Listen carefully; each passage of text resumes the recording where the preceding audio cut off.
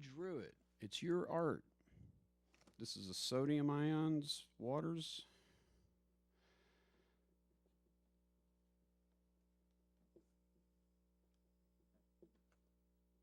They call it hydrating. Hydrating. And this is potassiums.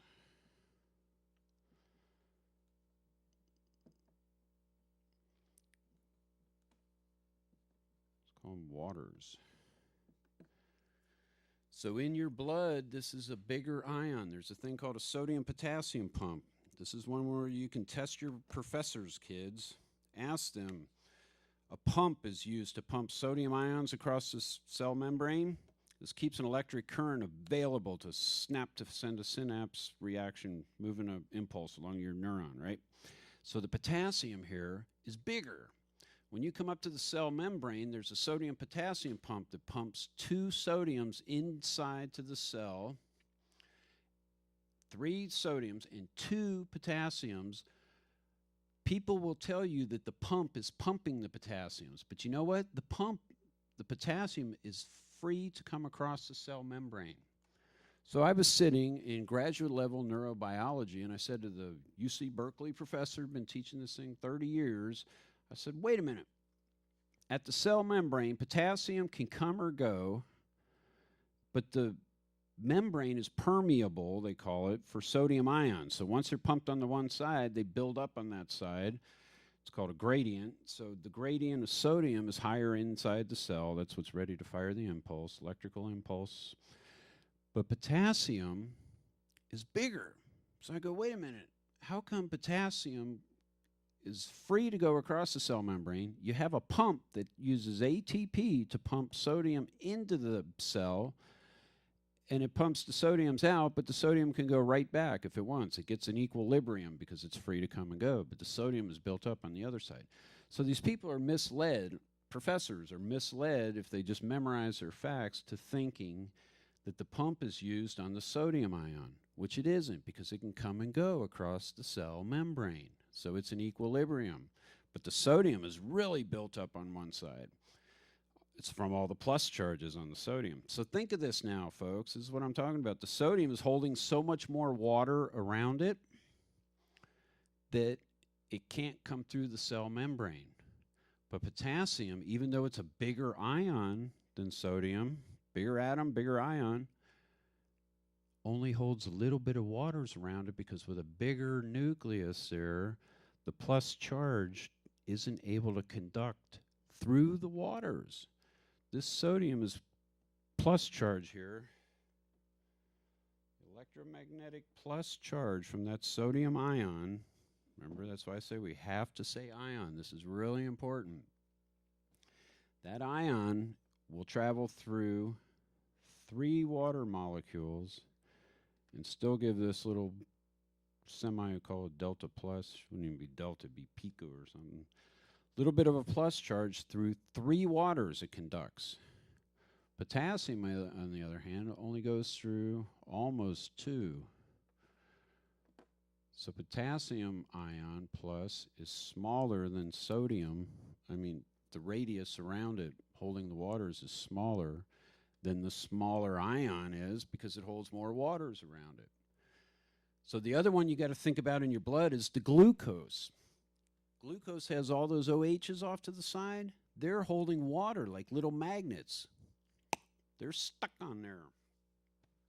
So back to our blood here. This is why we were looking and figuring on the can here. There's 7 grams equivalent of salt, sodium chloride.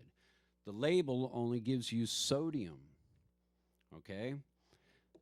So we're going to look at some more labels here.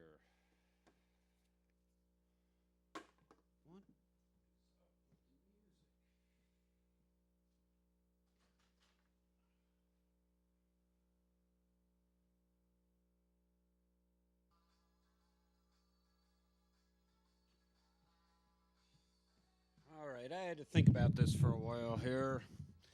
The sodium and the chlorine, okay? 1 gram, which is 1,000 milligrams. 1,000 milligrams is going to be 1 gram divided by 23 is the 0.43 moles. So we took the 0.43s because it's 1-to-1 moles of chloride, and when we multiplied that by the 1 mole by the molar mass of chloride, 35.5 is 1.5. So for every gram of sodium, there's 1.5 grams of chloride in sodium chloride. Sodium chloride. So there was 3.5 grams of the sodium, right? In that 1 can of Hunt's. 3.5 grams is what 7 servings times 1/2 gram is. 3.5 grams. They're calling it 410 milligrams. Well, that's 0.4 times 7. So 3.5 grams of sodium. There's going to be 1.5 grams of chloride. So you got to multiply that times 1.5 grams. So 3.5 times 1.5 is what it should be. So 3.5 times 1.5 equals 5.25. So 5.25 grams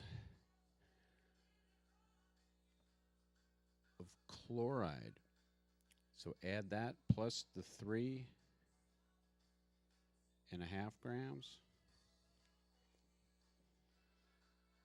Gosh, we're a little high on this. I'll give it to him, the 400. We better do this right because this comes out to be 8 grams.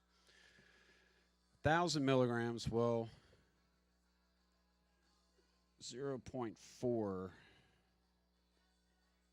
times 7. We got to do it times 7. So 0.4 is what the 400 milligrams is. 0.4 times 7 is going to equal a total of 2.8 grams, actually. So it's 2.8 instead of 3.5. 2.8 grams times 1.5.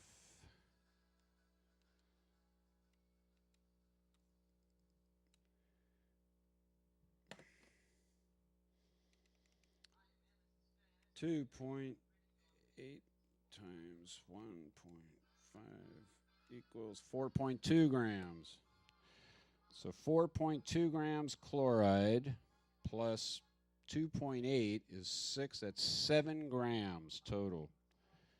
7 grams of salt, sodium chloride, in 1 can of this. So I was going to mix this with a 1/2 glass bottle one and a 1/2 big can of other stuff that didn't have as much sodium, but it was close, and eat half of the total of that. So, I mean, I used to use this stuff. I think why people like it, the salt in it.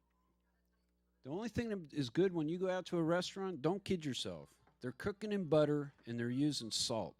But my beef is the salt is better when you sprinkle it on because you can taste it.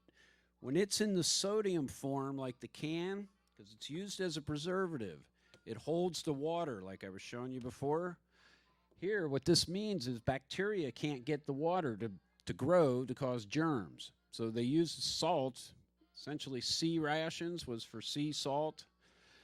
Not cans, but you could can it with the salt, and it kept the food fresh when you were canning it because of the salt in it. Beef jerky, you're drying it, you're taking all the water out, you put salt in it again, it gets natural salts, I think. So bacteria can't grow, it can't rot. All the bacteria and stuff needs water. So if you got something that's a preservative, it's going to be holding the water in this case. So sodium is a big one for canned goods. Whenever you're eating canned goods, you think you're getting vegetables? Hey, Mom, look, I'm eating tomatoes, tomato sauce. 7 grams of salt in that thing. And when you sprinkle it on, how much do you think you sprinkle?